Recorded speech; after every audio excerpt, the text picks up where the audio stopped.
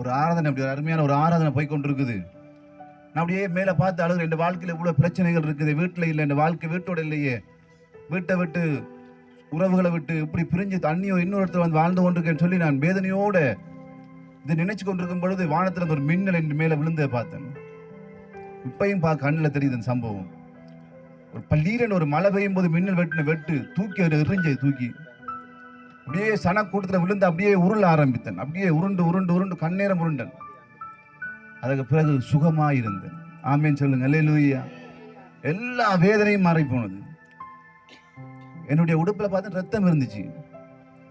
அப்ப நான் பார்த்தேன் உடம்பை உருண்டதுனால ஏதாவது காயங்கள் ஏற்பட்டிருக்கலாம்னு சொல்லி என்னுடைய ஷர்ட்லாம் கழட்டி பார்த்தேன், ஒரு தழும்பு கூட இல்லை.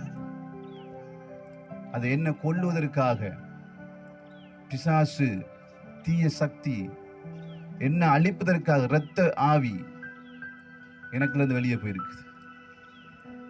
அன்றைக்கு இயேசுவை முழுவதுமாக ஏற்றுக்கொண்டேன். இன்றைக்கு 19 ஆண்டுகள் ஆகிவிட்டது.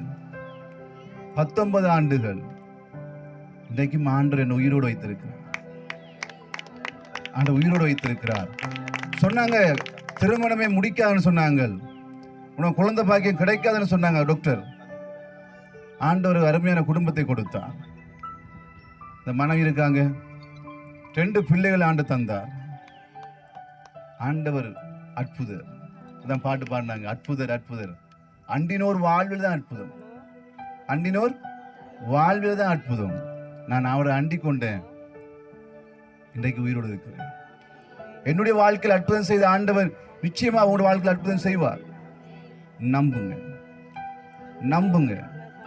நம்பினவர் ஒருபோதும் கைவிடப்படார். இயேசு முகத்தை பார்த்தவங்க பிரகாசம் தான் அடைவாங்க ஒழிய